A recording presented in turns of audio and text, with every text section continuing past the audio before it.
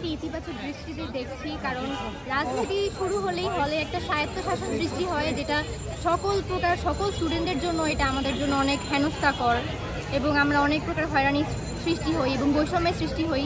তো এই হলের রাজনীতি বন্ধের মাধ্যমে আমাদের বৈষম্যটা বিলুপ্ত হচ্ছে, এটাই হচ্ছে আমাদের জন্য অনেক বড় ইতিবাচক একটা ইঙ্গিত।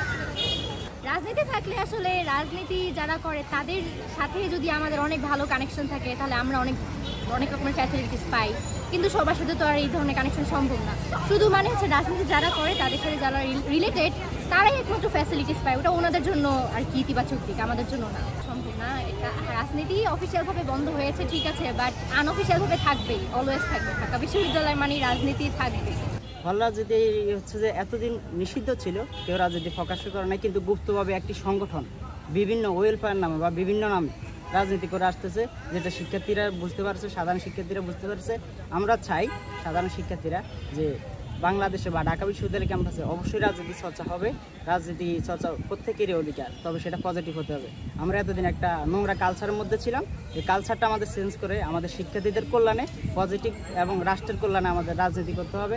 যেমন যদি আমরা যে নোংরা কালচারের মধ্যে ছিলাম, নোংরা কালচারটা আমাদের উপড়ে ফেলতে হবে। শরীরে যেমন রোগ হলে আমরা কিন্তু শরীরটা কেটে ফেলি না, আমরা হচ্ছে শরীরের রোগটা নিরাময় করি, তেমনই হচ্ছে রাজনীতিতে নোংরা যে কালচারটা ছিল ওই কালচারটা আমাদের উপড়ে ফেলে আমরা হচ্ছে পজিটিভ রাজনীতি করি। বেসিক্যালি ব্যাপারটা হচ্ছে আমাদের তো দীর্ঘ গত 16 বছরের যে ট্রমা রয়েছে, যেটা হলভিত্তিক রাজনীতির কারণে যেটা হয়েছে আর কি। ইভেন আমার নিজের হলেও এরকম ঘটনা ঘটেছে যে ছাত্রলীগের এক মেয়ে গণরুমের আরেক মেয়েকে হচ্ছে পায়ের রক কেটে দিয়েছিল। এটা আমার সুফিয়া কামাল হলের ঘটনা, as far age I know.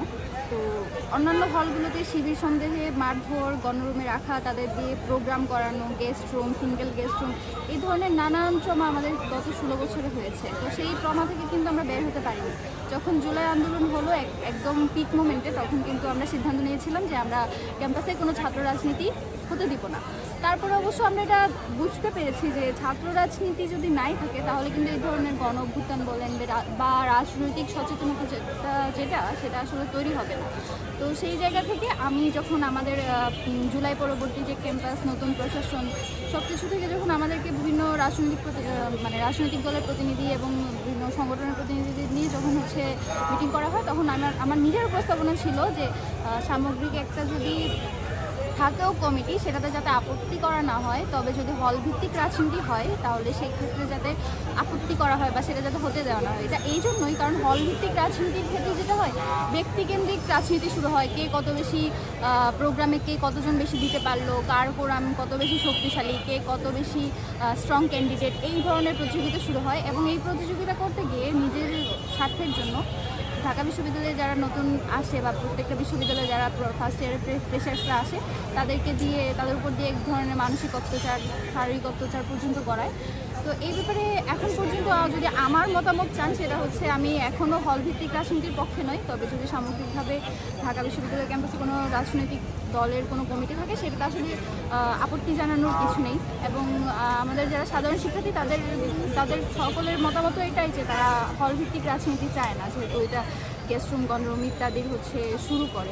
একটা পার্টি কমিটি দেওয়ার পর মূলত এই কথাগুলো আসছে। এর আগে থেকেই বিতর্ক, অন্য দল নাকি গুপ্তভাবে তার রাজনীতি চালিয়ে যাচ্ছে, আগে থেকে একটা বিতর্ক। তো এই পার্টি কমিটি দেওয়ার পরে জিনিসটা নিয়ে আরও জোরাসোরে আন্দোলন শুরু হয়েছে, কারণ সব কিছুর মধ্যে আমরা আসলে 15 বছর একটা ট্রমা দেখতে পাই। আপনি বারবার বলছেন আমি গণরুম নিব না, গেস্ট রুম নিব না, কই শেখ হাসিনাও তো বলছে 2022 পর্যন্ত সে আমাকে ডিজিটাল বাংলাদেশ তৈরি করে দেবে। এরকম অনেক কথা তো অনেকেই বলে। আপনি তো আমাকে প্রপার ফ্রেমওয়ার্ক দেখেন নাই যে আপনি কেন এগুলো করবেন না। এখানে এসে তো আপনি একটা কমিটি দিয়েছেন, আপনি একটা বড় রাজনৈতিক দল, আপনার কমিটির মধ্যে কি সাধারণ সম্পাদক আর সভাপতি নিয়ে কম্পিটিশন থাকবে না? অলরেডি আছে, অলরেডি পদবঞ্চিতরা বিভিন্ন কথা বলছে। কমিটির মধ্যে সভাপতি, সাধারণ সম্পাদক নিয়ে ডিবেট থাকবে, ক্যান্ডিডেট তৈরি হবে, সেগুলো নিয়ে প্রতিযোগিতা তৈরি হবে, সব কিছুই তৈরি হবে। আপনার কোনো নতুন ফ্রেমওয়ার্ক নেই, শুধু মুখের বুলির ভরসায় তো আমি আবার 15 বছরের পলিটিক্যাল কালচারে ফিরে যাব না। সুতরাং ওই একই রিজনে আমরা আসলে হলের পলিটিক্যাল আমি কেন, আপনি প্রয়োজনে যে দলগুলো বলছে গণতান্ত্রিক অধিকারের জন্য তারা হলে রাজনীতি করতে চায়, ওদেরকে বলেন যে গণতান্ত্রিক সিস্টেমে একটা ভোটিং করতে, যে হলে আসলে রাজনীতি এই বিশ্ববিদ্যালয়ের মেজরিটি স্টুডেন্ট চায় কিনা, আমি গ্যারান্টি দিতে পারি চায় না।